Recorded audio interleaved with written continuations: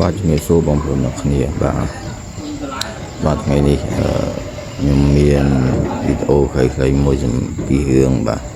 ខ្លាសហើយនិងខ្លារខិនបាទនេះ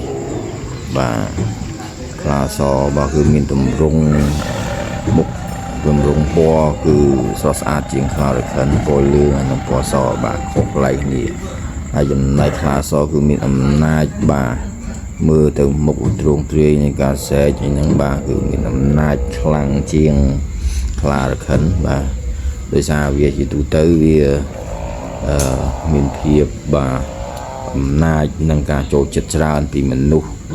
បាទជាទូទៅមនុស្សយើងភាគច្រើនយកខ្លាសមកចិញ្ចឹមបាទយើងមើលទម្រង់និងរាងរៅរបស់ខ្លាសបាទ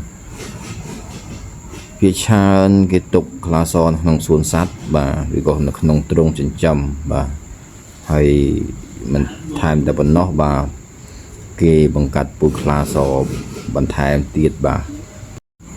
ដោយសារពីអតីតកាលមកបាទខ្លាសវាចិត្តដាច់ពូជហើយអញ្ចឹងមកដល់សម័យបច្ចុប្បន្ននេះមនុស្សយើងយកខ្លាសទៅចិញ្ចឹមបាទមានគ្រប់ប្រភេទបាទខ្លាសរួមសសុទ្ធនិងខ្លាសរួមកលាបាទនេះខ្លារខិនបាទទុកទៅប្រហែសក៏វាអាចមានគ្រោះថ្នាក់ដែរបាទអញ្ចឹងគេត្រូវតែប្រយ័ត្នសូមអរគុណសម្រាប់ការទស្សនា